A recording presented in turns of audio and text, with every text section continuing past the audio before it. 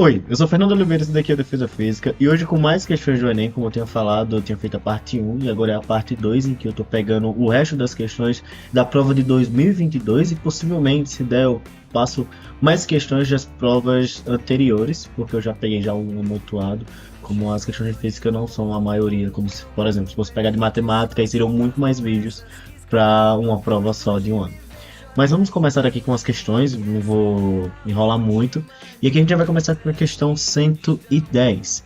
Essa questão ela fala o seguinte: em um dia de calor intenso, dois colegas estão a brincar com a água da mangueira. Um deles quer saber até que altura o jato da água alcança, a partir da saída de água, quando a mangueira está posicionada totalmente na direção vertical.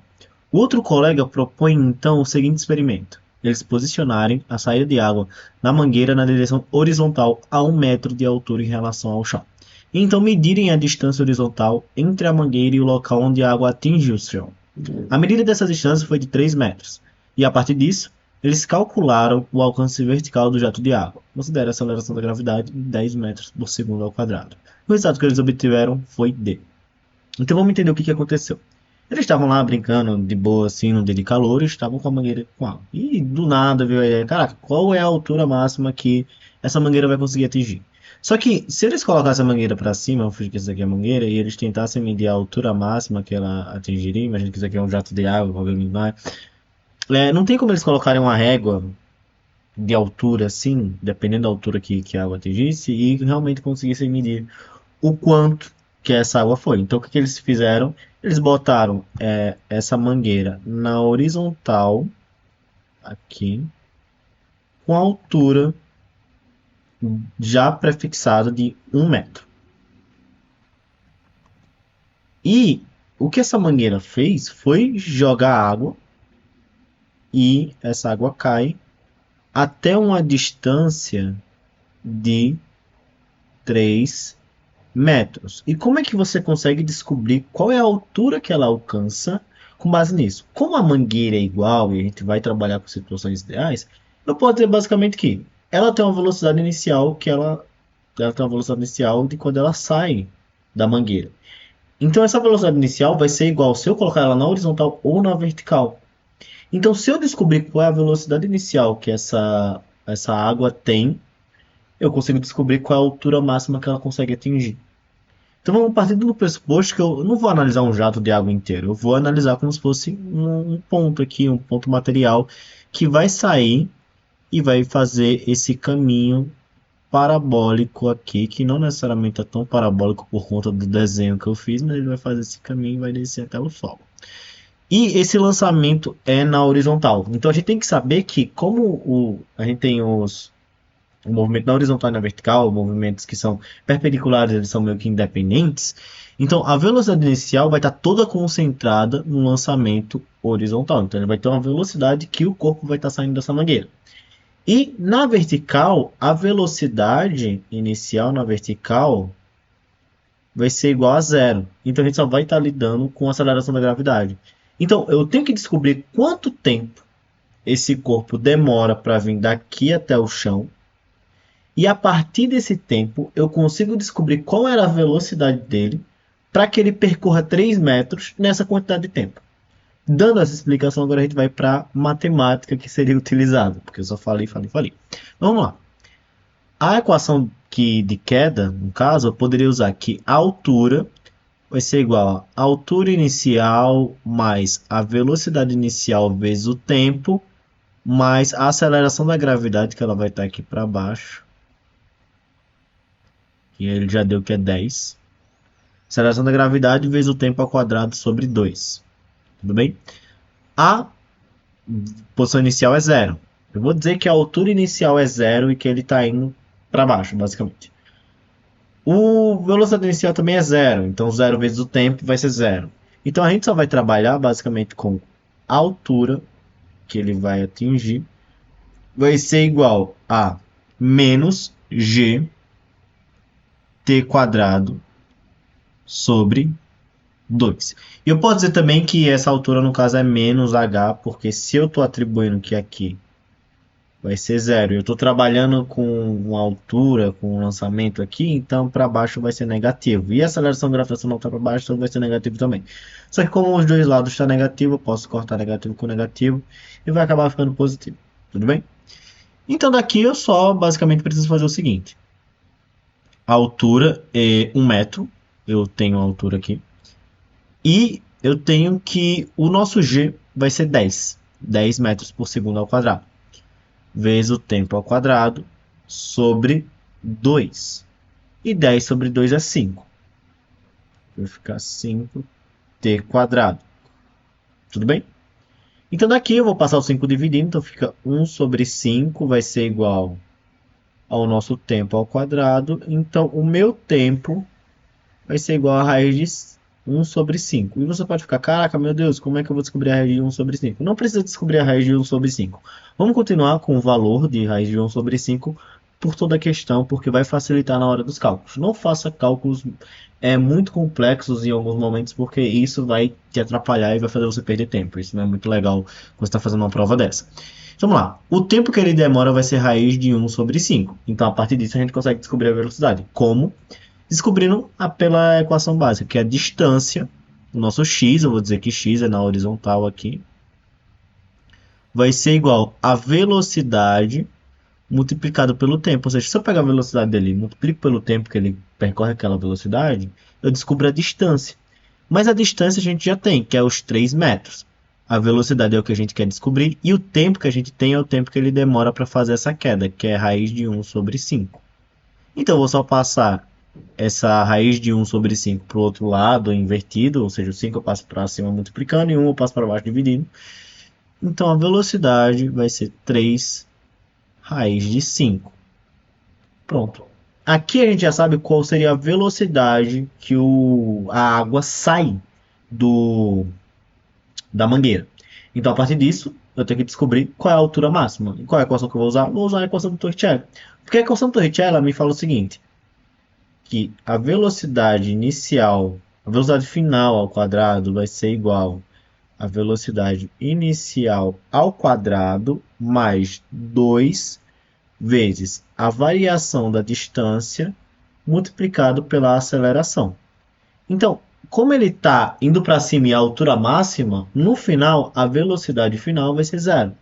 Aqui eu boto zero ao quadrado, que é zero, vai ser igual à velocidade inicial ao quadrado, que é o 3 raiz de 5 ao quadrado.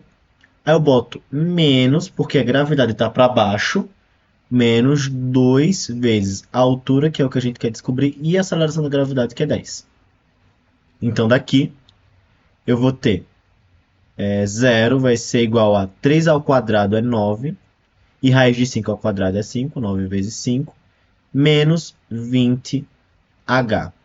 9 vezes 5 é 45. E eu vou passar esse 45 para cá, subtraindo. Vou deixar o menos 20h de um lado.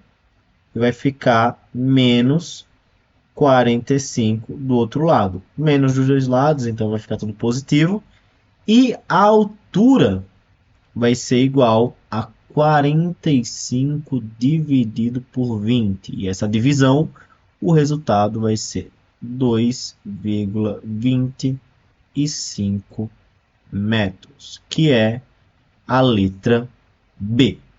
Então, daqui a gente já resolveu a questão com 3 equações, basicamente. Eu usei a equação conhecida como sorvetão, que é o H igual a H0 mais V0t mais GT quadrado sobre 2, ou S igual a S0 mais V0t GT quadrado sobre 2, AT quadrado sobre 2 no caso. Ou a equação de movimento retilíneo, que porque na horizontal, como não tem desaceleração ou aceleração, o movimento vai ser retilíneo, então seria entre aspas o sorvete, que é aquele S igual a S0 mais VT, só que a posição inicial eu botei como 0, então a distância que eu botei como x vai ser a velocidade vezes o tempo.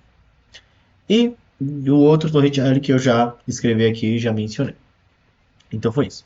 Agora a gente vai para a questão 113, que ela fala o seguinte: tribologia é o estudo da interação entre duas superfícies em contato, como desgaste e atrito, sendo de extrema importância na avaliação de diferentes produtos e de bens de consumo em geral, Para testar a conformidade de uma muleta, realiza-se um ensaio tribológico, pressionando-a verticalmente contra o piso com uma força F, conforme ilustra a imagem em que o centro de massa representa, o CM representa o centro de massa da muleta. Então tem uma força aqui apontando para baixo, aqui, tem o centro de massa, etc.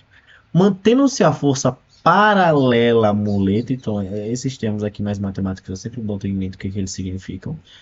Varia-se lentamente o ângulo entre a muleta e a vertical até o máximo ângulo imediatamente anterior ao de escorregamento, ou seja, ele vai inclinando a muleta aplicando essa mesma força até que essa muleta escorregue.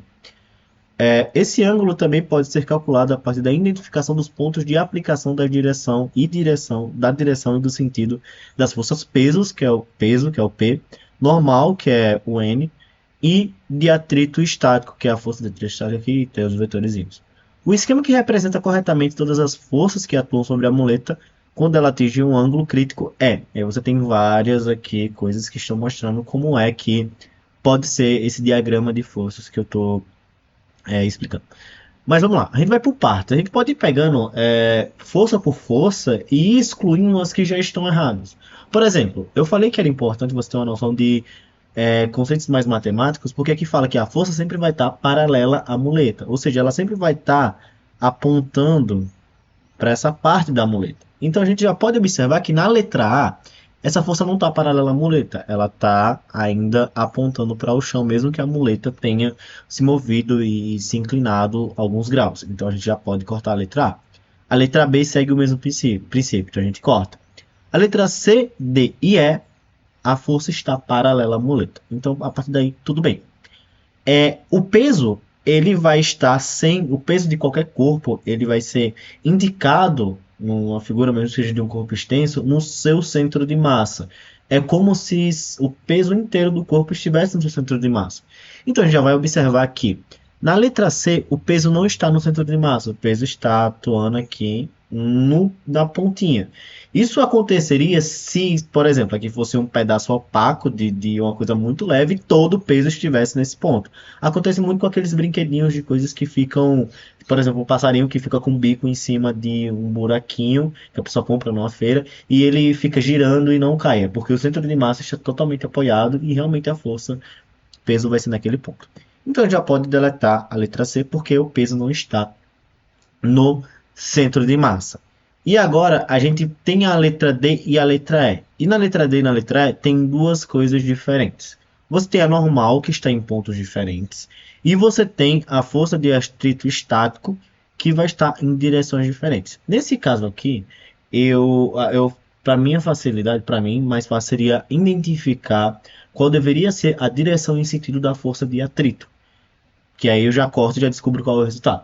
Mas a força de atrito ela sempre vai estar contrária à tendência de movimento. Então, se eu tenho uma força que está sendo aplicada para cá, a tendência de movimento dessa muleta vai ser para cá. Consequentemente, a força de atrito vai estar contrária a isso. Então, a força de atrito ela vai ser contrária à tendência de movimento. Já exclui a letra D. E qualquer coisa, se você fosse pela normal, para descobrir onde é que a normal tem que estar colocada para você atribuir qual é o correto. A normal é uma força de contato. Ela age pelo contato entre um corpo e outro corpo, e estar normal é estar perpendicular ao outro corpo. Então, a normal dessa muleta vai estar no contato, ou seja, vai estar aqui e ela realmente vai estar fazendo 90 graus com o plano. Então, aqui a gente já vê que a resposta certa é a letra E. Agora vamos para a próxima questão, que é a questão 114. E ela fala o seguinte: uma lanterna funciona com 3 pilhas de resistência interna igual a 0,5 ohms cada, ligadas em série. Quando posicionadas corretamente, devem acender a lâmpada incandescente de especificações 4,5 watts e 4,5 volts. Cada pilha na posição correta gera uma força eletromotriz de 1,5 volt. Ao trocar as pilhas da lanterna, comete o equívoco de inverter a posição de uma das pilhas. Considere que as pilhas mantenham contato independentemente da sua posição. Com esse equívoco, qual a intensidade da corrente que passa pela lâmpada ao se ligar à lanterna? Inclusive, isso daqui dá para eu dar uma uma errata, mas uma observação na questão do vídeo anterior. Mas quando eu for explicar sobre essa questão de você colocar a pilha do lado errado, eu vou explicar o porquê. Vamos lá, a gente tem três pilhas, eu vou fazer as anotações aqui. Eu tenho três pilhas, cuja a resistência de cada uma vai ser, eu botei resistência aí de resistência individual, de 0,5 ohms.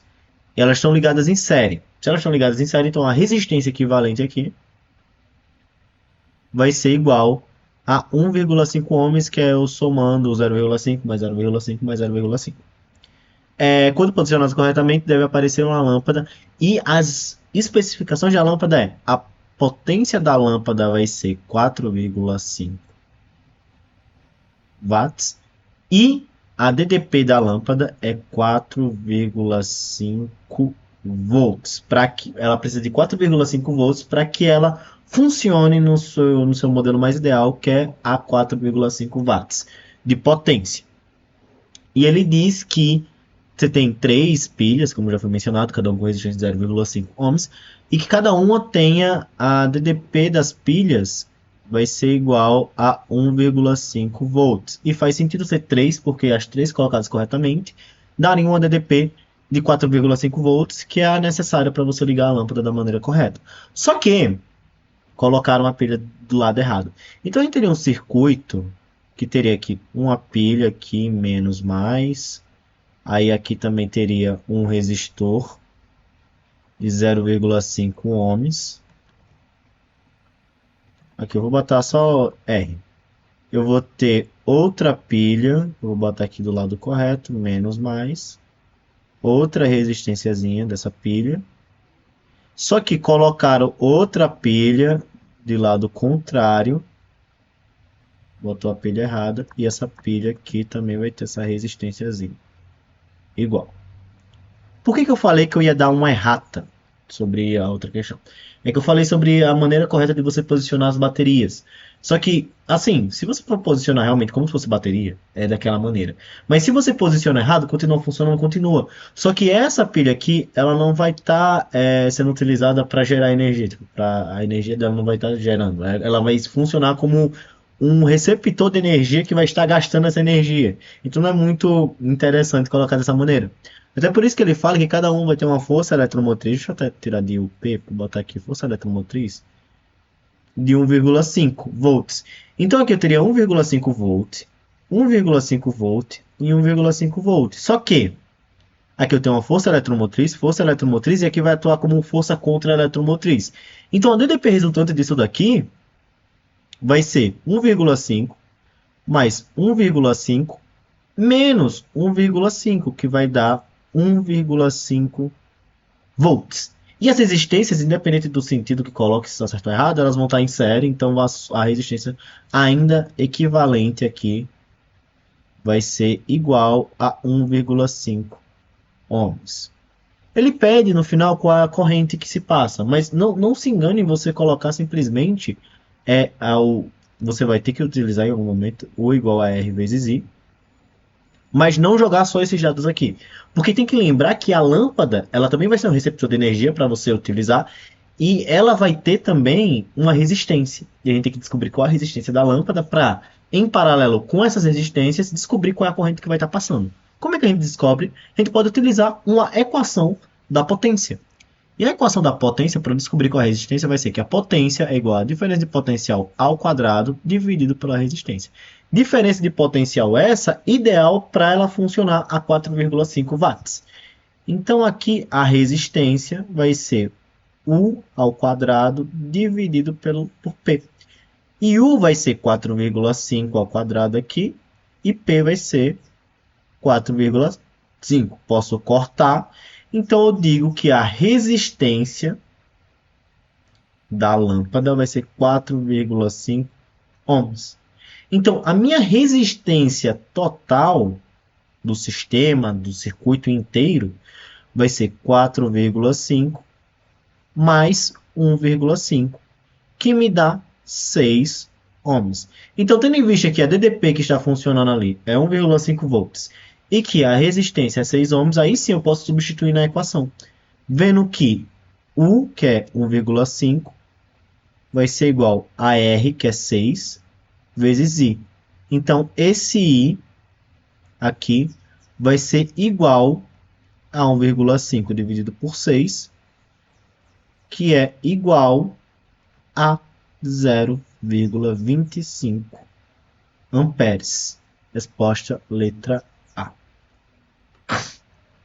Essa questão 118, que é uma questão mais simples, ela pode dar um certo medo, porque ela começa a falar de buraco negro. Você pensa, meu Deus, esse negócio é muito complexo, mas é uma coisa que às vezes você descobre com mais divulgação científica do que com aula. Claro que com aula você pode demonstrar e descobrir qual é o resultado das coisas, mas aqui você chega num resultado e a partir disso você consegue descobrir o que está acontecendo, só lendo o texto mesmo. Porque ela fala o seguinte: um buraco negro é um corpo celeste que possui uma grande quantidade de matéria concentrada em uma pequena região do espaço, de modo que sua força gravitacional é tão grande que qualquer partícula que fica aprisionada em sua superfície, inclusive a luz. O raio dessa região caracteriza-se uma superfície limite, chamada de horizonte de eventos, da qual nada consegue escapar. Considere que o Sol foi instantaneamente substituído por um buraco negro, com a mesma massa solar, de modo que seu horizonte de eventos seja aproximadamente 3 quilômetros. Após a substituição descrita, o que aconteceria com os planetas do Sistema Solar? Não precisa nem fazer equação aqui, mas eu vou fazer, para só dar uma explicação básica.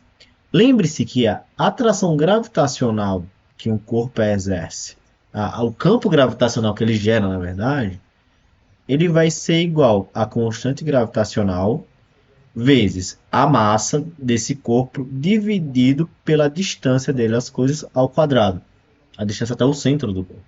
Então, se você substitui um centro, o Sol, por outro corpo com a mesma massa do Sol, independente do nome que você dá, buraco negro, buraco. Eu não vou falar buraco negro porque aí já foge também, mas estrela de nêutrons, estrela anã branca, qualquer coisa. Se você diz que tem a mesma massa do Sol, vai exercer uma influência gravitacional igual à do Sol. Claro que as consequências, por não ser um corpo que está gerando mais energia, que não vai estar, por exemplo, não tá dando mais energia, que a Terra vai congelar de certa forma, vai ter outras consequências, mas gravitacionalmente vai funcionar da mesma maneira como se fosse o Sol ali no meio. Então, se você tira e coloca rapidamente da mesma maneira, um corpo com a mesma massa, mesmo que seja um buraco negro, a consequência é os corpos vão continuar se movimentando no mesmo sentido, na mesma direção, com as mesmas órbitas, do mesmo jeito. E ponto.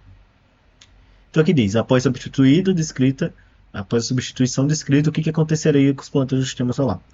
Eles se moveriam em órbitas espirais aproximando sucessivamente do buraco negro? Não, porque ele é... Assim, você pode ter corpo que vai fazer isso, mas ele faria a mesma coisa se fosse o Sol, porque ele é um corpo que possui gravidade, ponto. Eles oscilariam aleatoriamente em torno de suas órbitas elípticas originais? Mano, eu acho que isso daqui seria um pouco mais complexo se realmente você tirasse o Sol, demorasse o tempo, aí você botasse outro corpo, aí teria toda uma oscilação, toda uma problemática, aí, só que aí ficaria muito mais complicado para o que o ensino médio te pede e o que o Enem vai te pedir. Então, não. Eles se moveriam em direção ao centro do buraco negro? Não. Como eu já falei, vai continuar a órbita do mesmo jeito. Eles passariam a precessionar mais rapidamente, e precessionar é aquele movimento que o peão faz assim, tem que é o movimento de precessão dos equinócios na própria Terra, mas também não interferiria dessa maneira. E eles manteriam suas órbitas inalteradas, que é a resposta correta.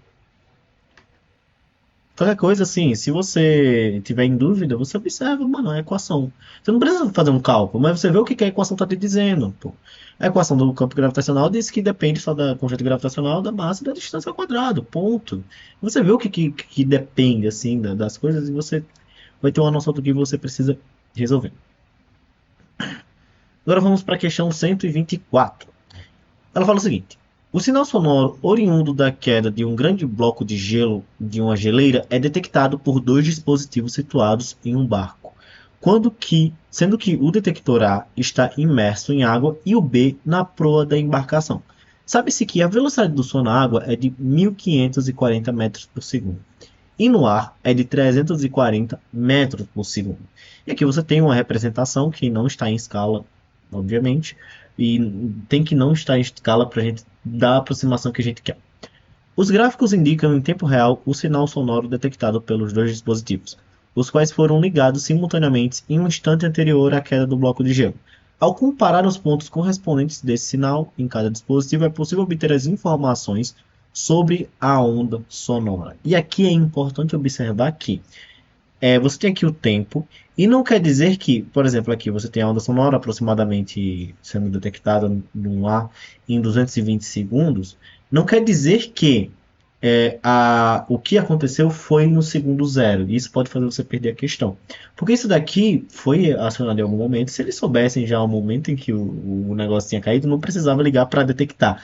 Mas foi ligado em algum momento aleatório e após 220 segundos desse ponto zero, você vê o que aconteceu.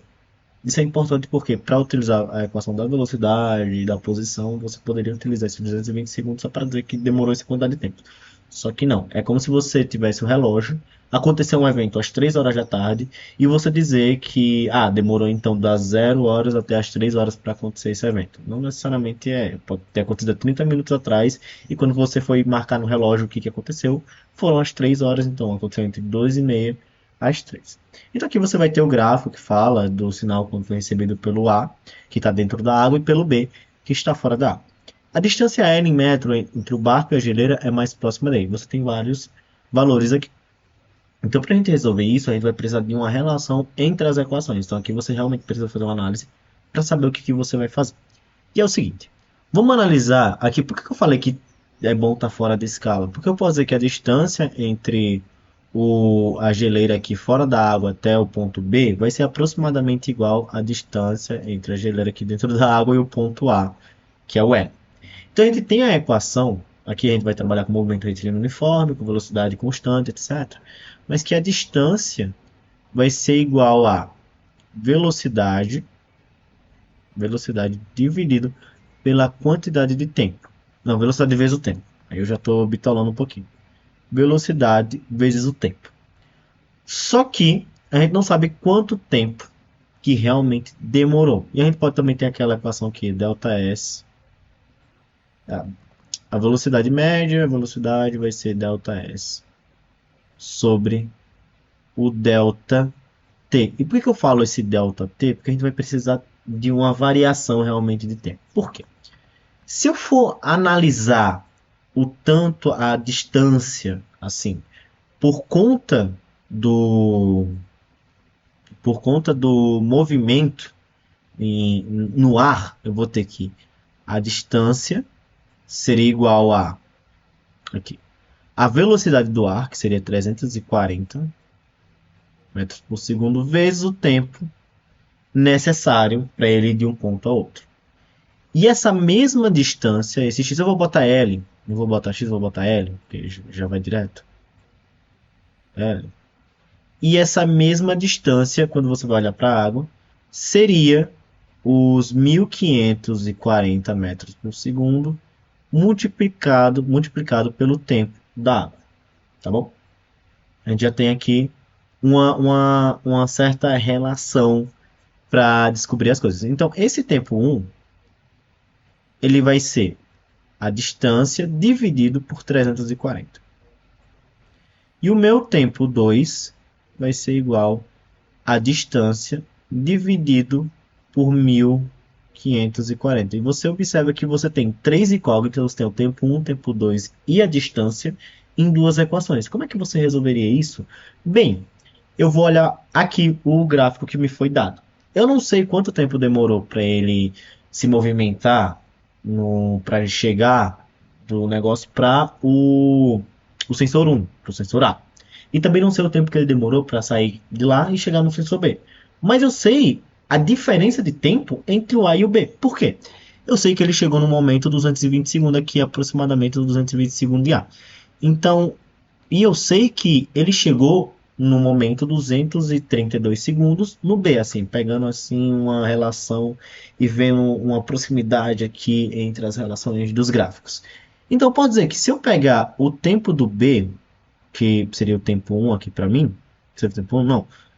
Seria o tempo 1 porque é no A. Se eu pegar o tempo do B e subtrair pelo tempo do A, que seria o tempo 2, eu vou ter 332 menos 232, I'm sorry, 232 menos 220. E isso daqui seria exatamente igual a 12 segundos. Então, eu posso não ter o que é o tempo 2 e o tempo 1, mas eu tenho que, se eu pegar T2 menos T1, T1 no caso menos T2, porque tá aqui possível, T1 menos T2, eu tenho um valor. E esse T1 menos T2 vai ser a mesma coisa que eu pegar o T1 aqui, L sobre 340, menos L sobre 1540. Isso daqui seria igual a 12 segundos. Então aqui eu tenho, ignorando esse lado daqui, eu tenho uma equação e um incógnito. Então eu cheguei no lugar que eu queria. Então aqui eu vou fazer um MMC aqui, eu vou multiplicar embaixo ambos. Vou deixar aqui embaixo 1540 vezes 340. Aí em cima eu boto 1540L menos 340L sendo igual a 12. E se eu boto 1540? Deixa eu botar aqui desse lado. 1540 menos 340. São números bonitinhos, olha que legal. 40, 40. 0, 0, 5 tira 3, fica 2. Dá 1200. Então aqui eu vou ter 1200 L igual, eu vou passar isso aqui multiplicando. 12 vezes 1540 vezes 340. Por que eu não multipliquei ainda? Porque eu posso simplificar esse 12 aqui com esse 12, aqui vai dar 1 e aqui vai dar 100.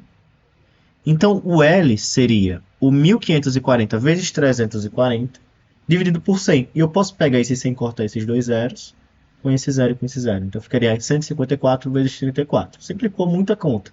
Então, aqui se eu multiplicar 154 e 340, 34, eu vou ter 4 vezes 4, 16. 4 vezes 5, 20. Com mais 1, 21. 4, 5, 6. E aqui 3 vezes 4, 12. 3 vezes 5, 15, 16. E 3 vezes 1, 3, 4. Isso daqui daria 6. 1 mais 2, 3. 6 mais 6, 12. E 1 mais 4, 5. 5.236. Aí você fala, mas não tem nenhum que dá 5.236. Mas ele fala aqui qual é mais próximo. E a mais próxima disso é bem óbvio que é 5.240. Então, uma diferença de 4 metros. Então, a resposta seria a letra D. Vamos agora para a questão 125, que é uma questão mais teórica, e ver o que ela está falando para a gente, o que ela está querendo dizer. Ela fala o seguinte. Em 2002, um mecânico da cidade mineira de Uberaba, Minas Gerais, teve uma ideia para economizar o consumo de energia elétrica e iluminar a própria casa, num dia de sol. Não dá para iluminar à noite, então aí é meio triste. Para isso, ele utilizou garrafas plásticas PET com água e cloro, conforme ilustra a figura de as figuras. Cada garrafa foi fixada no telhado de sua casa em um buraco com um diâmetro igual ao da garrafa, muito maior que o comprimento de onda de luz. Nos últimos 2 anos, sua ideia já alcançou diversas partes do mundo e deve atingir a marca de 1 milhão de casas utilizando a luz engarrafada. Que fenômeno óptico explica o funcionamento da luz engarrafada? Pode parecer um pouco complexo, mas nem é tanto. Porque a gente vai estar trabalhando aqui com... Se eu falar agora, já vai dar a resposta. Eu estou trabalhando com a luz que está chegando do céu, ali no ar, e está passando para dentro da água. Ela está mudando de meio. E você tem um diâmetro de algo que é bem grande também. Você não está trabalhando com um orifício pequeno. Então, a partir daí, a gente, tipo, eu quando fiz, eu não vou mentir, eu fiquei muito em dúvida sobre difração e refração. Mas difração você tem um furo pequeno e você não está trabalhando com mudanças de meio. Então aqui não é difração. Absorção não é porque não está trabalhando com a absorção da luz a partir da água, assim. Até porque ele não quer que algo absorva a luz, ou seja, ele quer que iluminar a casa dele. Não é polarização, porque polarização estaria falando sobre você pegar uma onda que estaria em várias direções diferentes e você pegar essa onda e colocar só numa direção, tipo, só na horizontal ou só na vertical. Então não é polarização. Não é reflexão, porque, sei lá, reflexão seria colocar um espelho ali. Também não faria sentido para iluminar a casa.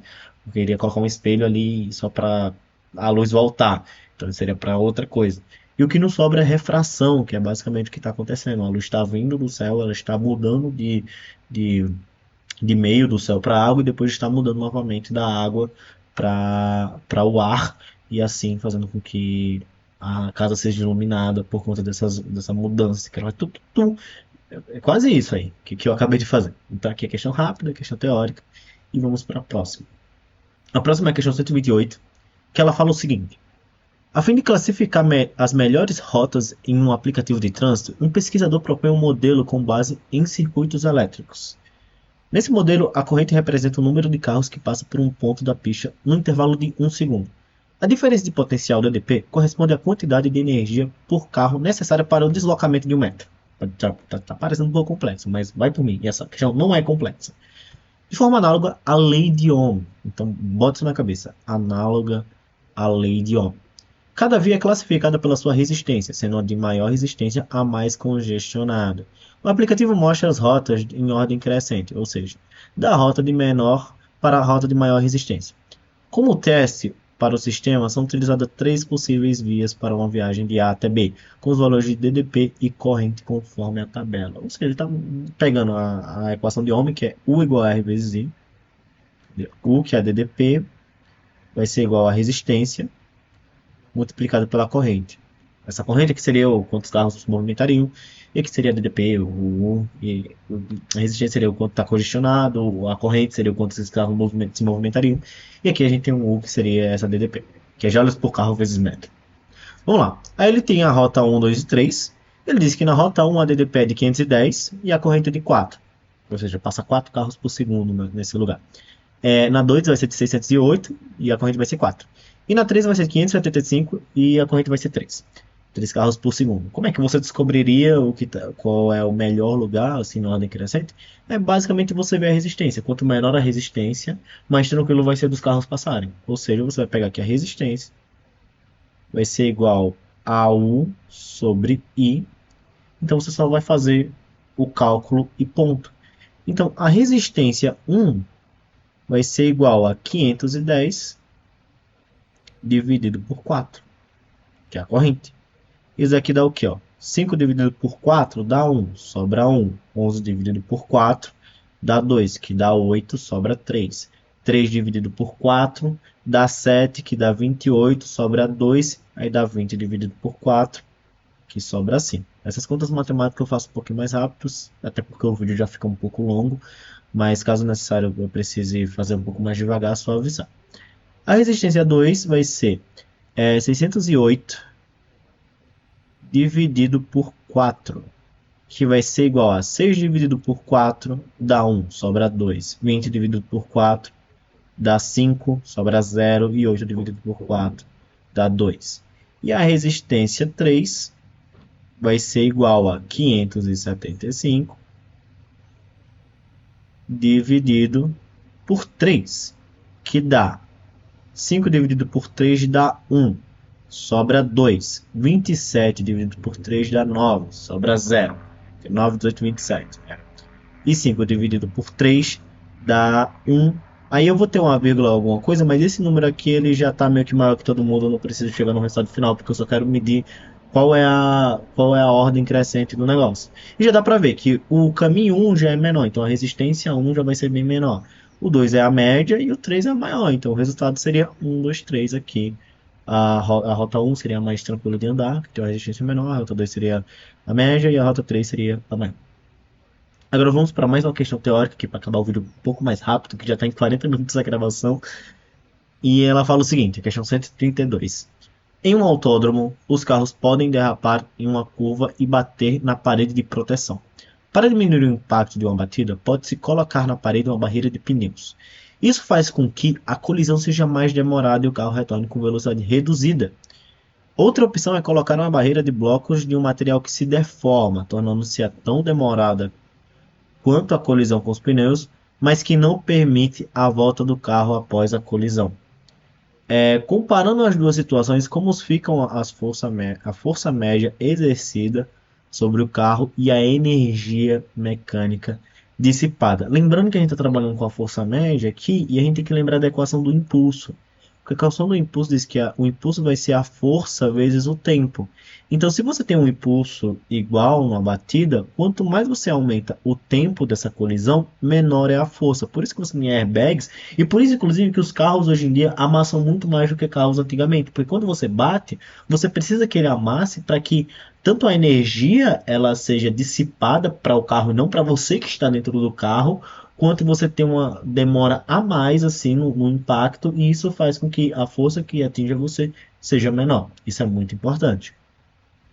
E daqui a gente vai entender o que está acontecendo. Porque na letra E ele fala o seguinte: a força é maior na colisão entre as barreiras com o pneu e a energia dissipada é maior na colisão com a barreira com os blocos. Aqui, ele fala que a colisão aqui, cadê? Deixa eu ver. A colisão é mais demorada. Ou seja, mais demorada é quando você tem os pneus. Isso faz com que a colisão seja mais demorada e o carro retorne com velocidade reduzida. Só que a outra opção, que é a blocos, faz com que ela seja tão demorada quanto a dos pneus. Então a gente tem duas colisões que são bem demoradas.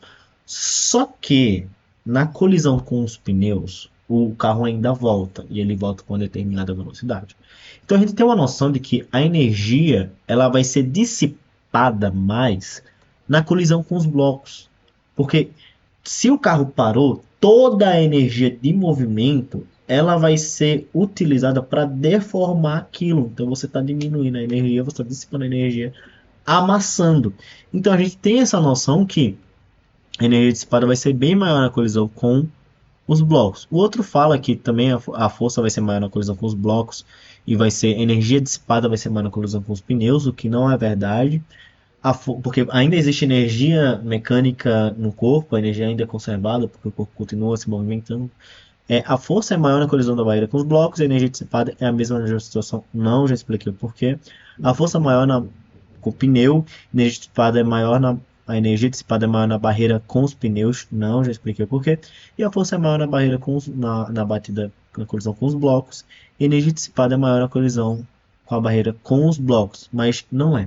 A força vai ser maior na colisão com os pneus, porque já no caso dos blocos, como a energia está sendo toda dissipada assim, enquanto ela está sendo amassada, então você vai ter uma situação em que essa força vai ser realmente mais dissipada, vai ser menor na colisão com os blocos e com os pneus, vai ser maior porque os pneus não estão nem amassando, vai diminuir a velocidade, vai ser demorada, mas não tanto quanto dos blocos. Então a gente tem aqui que dissipa inclusive toda a energia através de amasso. Então aqui a letra A é a nossa resposta. E, inclusive, quando bate nos pneus, como ele retorna com uma determinada velocidade, você tem também o teorema do impulso. Que o teorema do impulso diz que o impulso também vai ser igual à variação da quantidade de movimento. E se você vai ter uma variação ali na quantidade de movimento em que você tem que o momento final não é zero, na verdade ele está retornando, então ele está voltando com ao mesmo momento inicial, só que contrário, não mesmo, mas está com um outro momento, você tem que a força ela vai ter que aumentar mesmo que o tempo seja tão demorado quanto na colisão com os blocos, porque você tem uma alteração de momento, pois o momento final não é zero. Eu acho que ficou um pouco confuso, então vou explicar de uma maneira mais truncadinha, mesmo que demore um pouco, porque eu prezo mais por fazer entender. A teorema do impulso diz que o impulso vai ser aqui a força vezes o tempo, que vai ser igual à variação do momento. Eu teria um momento final menos o momento inicial. O momento que é a massa vezes a velocidade do corpo. Quando o bloco ele bate nos blocos que vão deformar, o momento final é zero. Então aqui o teorema do impulso diria que a força vezes o tempo vai ser só o momento inicial. Aqui eu cortei o momento final. Aqui vai ser só o momento inicial. Ponto. Porque o momento final vai ser zero. Mas quando você bate nos pneus, o momento final ele não é zero, porque ele volta com uma determinada velocidade. E isso daqui faz com que a força, como o tempo vai ser igual, a único valor que vai alterar aqui nessa equação é o valor da força. Então vai estar mostrando que a colisão com os pneus, você vai ter uma força maior do que na colisão com os blocos. Então é isso. Esse foi o vídeo um pouco mais longo, também teve mais questões, e aqui os textos foram mais longos do que o anterior. Mas eu espero que tenha ficado entendido. Se você gostou, deixa o seu like aí, por favor, se inscreve no canal e manda para alguém que você acha que vai ajudar. Já está chegando no Enem aqui, já é no mês que vem, praticamente. Então, eu espero muito que eu ajude de alguma forma. Então é isso, muito obrigado e tchau.